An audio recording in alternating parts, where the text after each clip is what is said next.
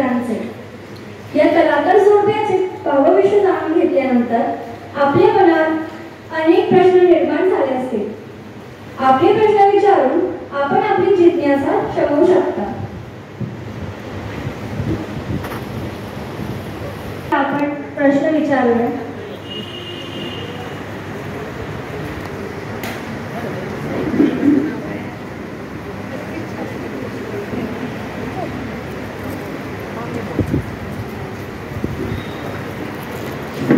नमस्कार. माझा प्रश्न सरांसाठी आहे की जेव्हा तुमचं लग्न झालं तेव्हा त्यांचा हात तुमच्या हातात आला तेव्हा ते हात शिवणकाम करणारे होते आणि आता जो हात तुमच्या हाती आहे ते काम रांगोळी काढणारे आहे ते हात. तर तुम्हाला त्यांचे कुठले हात आवडतात, शिवणकाम करणारे की रांगोळीच्या रंगाने भरलेले? कसं आहे, दोन्ही कला आहे. शिवणकला आणि रांगोळी या दोन्ही वेगवेगळ्या कला आहेत, पण आहे त्या कला आणि हे कलाकाराचे हात मला नक्कीच आवडतात.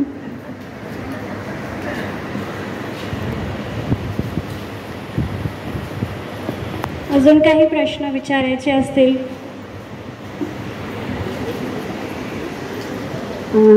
प्रशांत सर आणि प्रीतीताई दोघांनी मी प्रश्न विचारते की प्रशांत सर तर कलाकार आहेत, तर त्यांनी दुसरी कलाकार पुन्हा कशी शोधली?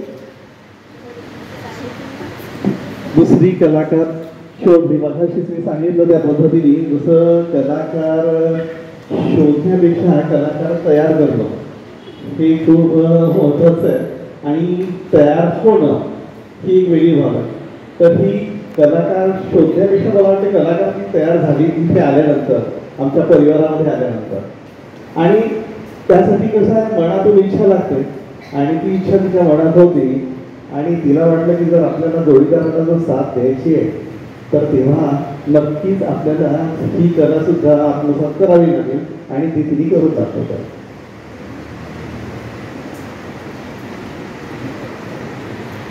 नमस्कार. आम्ही या भागात राहायला आलो आणि आमच्या कुटुंबाचं सुद्धा एक असं असते की आम्ही शोधात असतो कुठे काय चांगलं मिळेल, आनंद कुठून मिळेल, आपल्याला जीवनाला प्रेरणा कुठून मिळेल. आणि मी पण नेहमी विद्यार्थी म्हणूनच जगण्यात मला खूप छान वाटते, कारण नवीन नवीन शिकायला मिळते. आणि त्यावेळेस प्रीतीताईची आणि माझी भेट झालेली. मला असा प्रश्न करायचा आहे की हे जीवन सुंदर आहे, तुमच्या दोघांकडे पाहून हे वाटतंच. आणि कलेकरता कला हे जे सूत्र तुम्ही नवरा बायकोनी आत्मसात केलं आहे, तर जे आताची पिढी आहे किंवा आताचे जे कलाकार आहेत, जोडपे म्हणते आहे मी खास करून, असंच असतं ना. असं आपण ऐकतो की मैत्रिणी भेटलो, मला विणकाम यायचं गो, भरतकाम यायचं, मला रांगोळी यायचं पास्टमध्ये जाते. आणि नवरासुद्धा म्हणतो मला गाणं यायचं, असं यायचं तसं यायचं. आता आमचं जीवन कसं रंगहीन झालं आहे, बेचैन झालं आहे. तर त्या जोडप्यांसाठी तुमच्या डोक्यात काही योजना आहे का, की काही तुम्हाला करायचं आहे का, असं मला मग विचारायचं आहे. सगळ्यांना सगळं येत असतं आणि ती साधनं सुरू ठेवावी लागते. नाही आम्हाला हे येत होतं पण सोडून दिलं, आम्हाला संधीच नाही मिळाली. ती संधीची वाट न बघता ते करत राहायचं. कुठून तरी संधी येईल ती मग लगेच कॅच करायची आणि सगळ्यासमोर येतो. मी हा कधीच विचार केला ना. आज 30 वर्ष मी करते, आता सृजनमध्ये आल्यापासून माझी जी ओळख झाली आहे, पण मी इतके वर्ष विचार नाही केला की माझी प्रसिद्धी होईल का. रांगोळी मी 2009 पासून काढते आहे. तेव्हा खूप बॅग शिवल्या मी, फक्त त्याचं कोणाला दिल्या किंवा सेलिंग पण केल्या, पण त्याच्यासाठी माझं नाव होईल. जसं आता मी प्रशिक्षण देते तेव्हा मी प्रशिक्षण नाही, स्वतः शिवायचंच काम केलं. म्हणजे स्वतःला तयार करत राहायचं. असा विचार नाही करायचं की नाही मला संधी मिळाली नाही, मी ते ठेवून दिलं की टाकून दिलं. किती वय झालं काही झालं तरी आपला प्रयत्न नाही सोडणार. आपल्या हाती जी अंगी जी कला आहे कुणाची असो, जरी सरांना असं बाहेरच जाता येतं असं नाही, ते स्वतःसाठी गातात. माझ्यासमोर तर गातात पण एकटेही रियाज करतात. असा विचारच नाही करायचा की आपण दुसऱ्यासाठी करतो, आपण स्वतःसाठी करतो असं म्हणून तयार होत राहायचं. मग कुठून तरी ती संधी येते ती पकडायची. नमस्कार.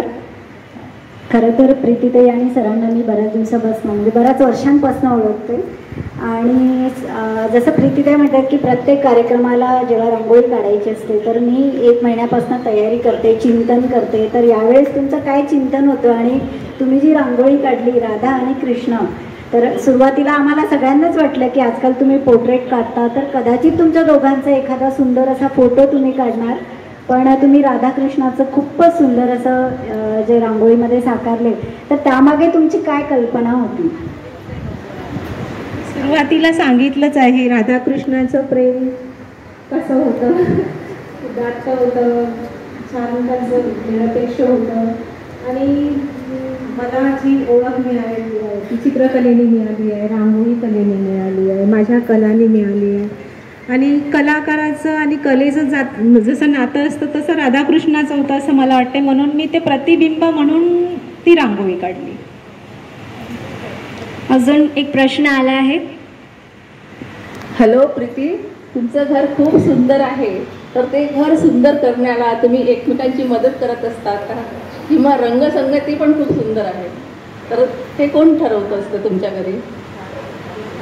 बाकी कलांमध्ये सरांची नसते मदत, फक्त रंगसंगती भिंतीला जे कलर मारले ते त्यांनी चॉईस केले असेल, पण जे कॉर्नर जे सजवण्याचं काम आहे, पेंटिंग पण त्यांचे असतील, काही माझे पण आहे. बाकी कॉर्नर सजवण्याचं माझं असते, इथलं तिथे ठेवा, तिथलं तिथे ठेवा, हे काय चांगलं दिसतं ते मला करावं. आणखी एक प्रश्न. माझा प्रश्न प्रीतीताईला आहे. मी आजपर्यंत तुमच्या खूप साऱ्या रांगोळ्या पाहिल्या. आता मागे तुम्ही लता मंगेशकरची खूप सुंदर रांगोळी काढली होती, तसंच रमेश देव. इतक्या सुंदर सुंदर अप्रतिम तुम्ही रांगोळी काढतात. तर मला असं कधी वाटतं की असे किती कलाकार आहे की ते म्हणजे त्याचा मार्केटिंग बिझनेस स्वतःसाठी करतात, पण तुम्ही असं मी पहिल्यांदा आज निस्वार्थ कलाकार पाहिले. तर तुम्हाला असं कधी वाटलं नाही की आपण याला म्हणजे मोठं वाव द्यावं वगैरे रांगोळीसाठी? नाही, मला कधीच असं वाटलं नाही. मी आधी सुरुवातीला जेव्हा माझ्या फॅमिलीला गरज होती, सुरुवात होती माझी, आणि मला इथे काहीतरी रमायचं होतं, अगदी सुरुवात लग्न झाल्या, तेव्हा मी बॅग शिवल्या, कपडे शिवले, फॉल पिको केलं, तेव्हा मला होती गरज त्याची. पण नंतर असं आपलं आयुष्य होत जातं तेव्हा आपल्याला पैशाची गरज नाही वाटत, तेव्हा आपल्याला आनंदाची, निखळ आनंदाची. आणि पैसा काय कमवतोच आपण, पण तो आनंद कुठून मिळत नाही. त्याच्यामुळे जे पैसे देऊन काम करण्यापेक्षा जिथे निखळ आनंद मिळतो आणि सगळ्यांना तो आनंद मिळतो तिथेच करायचं, म्हणून मी तो मार्केटिंगचा कधीच विचार करत नाही. वा वा, खूपच छान, खूप छान. आणखी प्रश्न आपल्याला विचारायचे.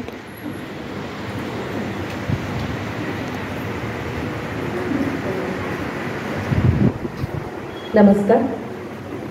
तुमच्या दोघांकडे 2 कला वेगवेगळ्या आहेत आणि त्यासोबत एक कला कॉमन आहे जी दादांचं गायन आणि ताईच्या कविता किंवा चारोळ्या. मला असं विचारायचं आहे की तुम्ही जेव्हा तुमचे कला सादर करता त्यावेळेला प्लेन आपली कला सादर करण्यामध्ये आणि ती गाणं किंवा कविता याच्या सोबत सादर करणं, बरेचदा असं होतं, जसं मला दादांच्या बाबतीत हा विचार आला की जेव्हा तुम्ही पेंटिंग करता तर त्यावेळेला तुमच्या मनात येत असेल एखादं गाणं पण सुचतं, तेव्हा मग गाणं म्हणता जेव्हा तुम्ही चित्र काढता तर ते जास्त सुंदर साकारलं जातं की प्लेन जेव्हा पेंटिंग करता तेव्हा? माझ्या बाबतीत तरी रांगोळी करताना जास्त चांगलं साकारलं जातं. कसं आहे, सुरुवातीला म्हणजे माझी सुरुवातच अशी झाली आहे, म्हणजे इव्हन आमचं कॉलेज जे होतं ना, चित्रकला महाविद्यालय, आम्ही तिथे पण बऱ्याच वेळा असं कायचं की सगळेजण हा मोबाईल तर नव्हते, पण वॉक पॉईंट वगैरे होते, ते छोटे कॅसेट वगैरे लागले, आणि मुलं सगळे आपले कानामध्ये ते इयरफोन लावून आणि ड्रॉइंग वगैरे करायचे आणि गाणे ऐकत हे सगळं चालायचं. आणि हे सगळं, आणि तशी मला गाण्याची म्हणजे ऐकण्याची तर नक्कीच आवड होती अगदी लहानपणापासून. म्हणजे सुरुवातीला तो पिनाका गीतवाला नाही का, 8 ते 9 राहायचा, तर तो नेहमीच मी ऐकायचो, तेव्हा मीच कधीही करायचा नाही. तर त्याच्यामुळे गाणे सगळे असे रुजलेले असायचे. त्याच्यामुळे आता ही ड्रॉइंग काढताना कसं आहे, सुरुवातीला आता म्हणजे गाणं लावलेलंच असतं मग, आणि मग मी ड्रॉइंग काढत असतो. इव्हन माझा क्लास जेव्हा सुरू असतो ना आता मुलांचा घरी, तर तेव्हा सुद्धा गाणे सुरू असतात आणि एखाद्या दिवशी गाणे लावले नाही तर हे मुलंच म्हणतात सर आज गाणे नाही लावले तुम्ही. म्हणजे त्यांना सुद्धा इतकी सवय होऊन गेली आहे. आणि तसंही आता म्हणजे हे अगदी खरं आहे बरं का, नाहीतर माझे विद्यार्थी माझ्या समोर बसलेले आहेत तुम्ही त्यांनाही विचारू शकता. कारण असं झालेलं आहे की त्यांना म्हणजे सवय होऊन गेली की सर गाणे नाही आज मजा नाही येते काहीतरी पाहिजे. म्हणजे त्यांना सुद्धा अशी सवय होऊन गेली की गाणे असले की आपलं ड्रॉइंग छान मस्त आपण हसत खेळत करू शकतो. हा गाण्याचा इम्पॅक्ट आपल्या चित्रावरही होतोच ना. अपूर्वताईंचा एक प्रश्न आहे. मागाशी प्रश्न सरांना विचारला, आता प्रियताई करता प्रश्न आहे. आपण समाजात बघतो की डॉक्टरचा नवरा डॉक्टर असतो किंवा एखाद्या इंजिनियरची बायको इंजिनियरच असते, पण तुमच्या बाबतीत तुमचा जोडीदार हा कलाकारच आहे. तर तुम्हाला असा जोडीदार मिळाला याच्याबद्दल तुम्हाला काय वाटतं, हा पहिला प्रश्न. आणि दुसरा प्रश्न की कलाकारच जोडीदार नसता मिळाला तर आज जी प्रीतीताई आम्हाला दिसते आहे, जी ते तुमच्या आयुष्यात आल्यानंतर तुम्ही ज्या घडल्या, तर समजा हा जोडीदार कलाकार नसता तर आज ताई कशी असते आणि कुठल्या क्षेत्रात काम करत असते, हे आम्हाला ऐकायला नक्की आवडेल. सुरुवातीचा पहिला प्रश्न म्हणजे कलाकार घरात एक जर मोठा कलाकार असेल ना तर दुसऱ्या कलाकार म्हणून उभं राहायला खूप म्हणजे कठीण असतं. कारण ऑलरेडी एक कला सगळ्यांना माहिती असते की आताही असं होतं. आताचीच गोष्ट मी सर देशपांडेकडे वेगवेगळी डॉक्टरांकडे, तर त्या म्हणाल्या की सरांच्या बाबतीत मला सगळं माहिती आहे पण तुम्ही ती सृजनशील रांगोळी करता हे मी कधी विचारच केला नाही. त्यांच्याकडे मी इतक्यादा गेली म्हणजे कुणाला ते हेच नाही पडत की आणि काही केलं की असं वाटतं की सरांनीच केलं असेल.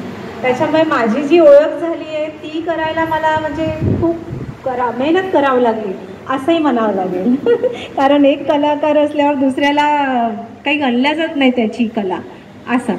आणि दुसरा प्रश्न तुझा की काय झाल्या असत्या, तर मी झाली असती फॅशन डिझायनर किंवा बुटीक माझं असतं. कारण मला खूप आवडतं ते सगळं करायला.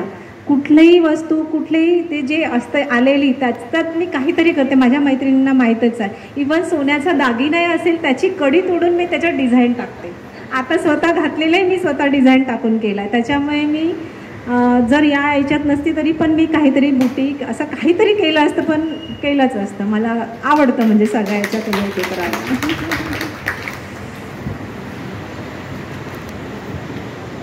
नमस्कार.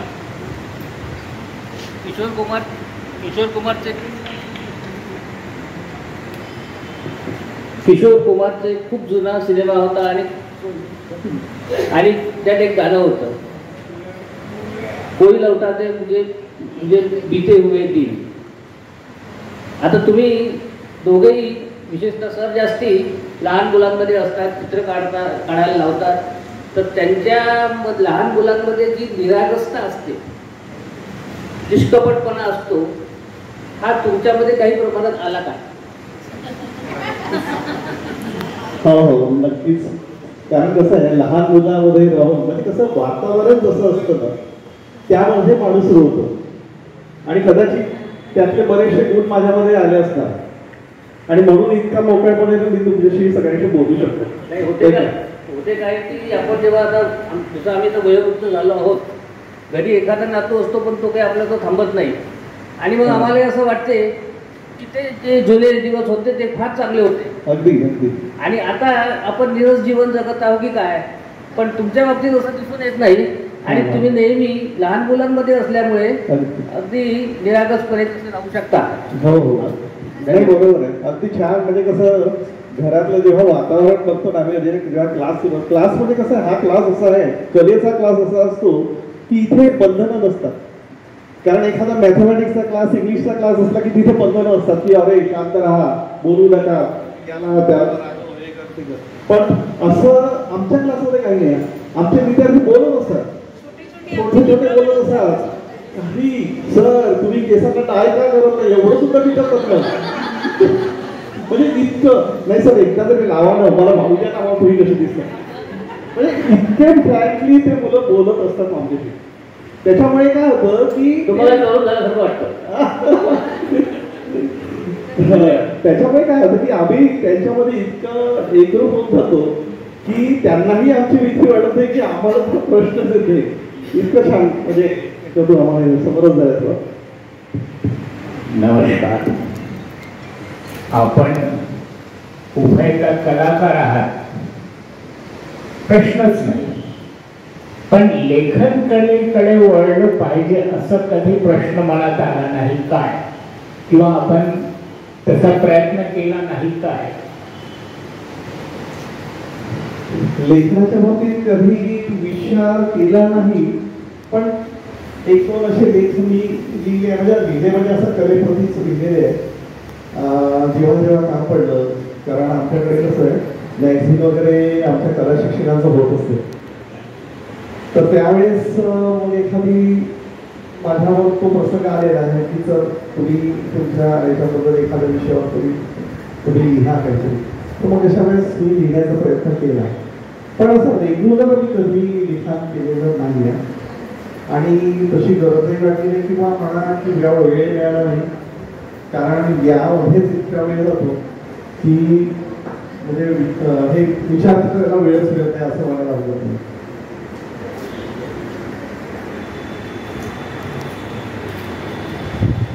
नमस्कार. मी सुरुवातीला तुम्हाला तुम्ही प्रश्न विचारणार नाही, कारण प्रश्न विचारणारे बरेच आहेत. कलाकारांना प्रश्न विचारणे असं म्हणतात, आहे की नाही? आणि त्यातल्या त्यात कलाकारांनी ते विचारूच नाही. महत्वाचं असं आहे की कौतुक एवढ्यासाठी करतो आहे की तुम्ही दोघेही एकमेकांसाठी अगदी संयुक्तिक आहात, हसरे आहात. म्हणजे हसरं कुटुंब कोणी मला म्हटलं तर मी तुमच्याकडे ओढ दाखवतो. तर आणि जी कला तुम्ही नेहमी सादर करता ती मला त्याचा आस्वाद आम्हालाही घेता येतो. त्याबद्दल तुम्हाला तुमचं कौतुक करतो आणि पुढच्या सगळ्या आयुष्यामध्ये अशीच कला पुन्हा वृद्धिंगत झाली याच्या शुभेच्छा देतो. धन्यवाद. आपल्यामध्ये एक कलाकार पण आहे, चंदू काका आणि सुदर्शन दादा, तर त्यांना काही विचारायचं वाटतं या जोडप्यांना?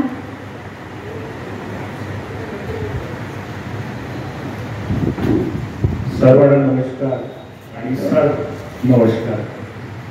मला आनंद आहे की माझे सर इथे बसून आहेत. आम्ही शाळेमध्ये शिकत असताना सरांनी मला शिकवलेलं आहे, मला अभिमान आहे आणि आजही ते माझे सरच आहेत. सरांना विद्यार्थ्यांनी प्रश्न विचारू नये, कारण जी काही कला आहे ते माझे आदरणीय पिताश्री आणि सरांकडनं झालेलं सगळं ते मिळालेलं एक दान म्हणा, त्याच्यातलं एक कला ते आलेली आहे.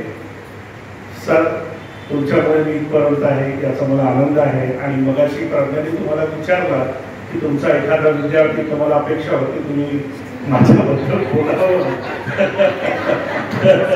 कारण आहे ते आहे सर. तर त्याच्यामुळे सर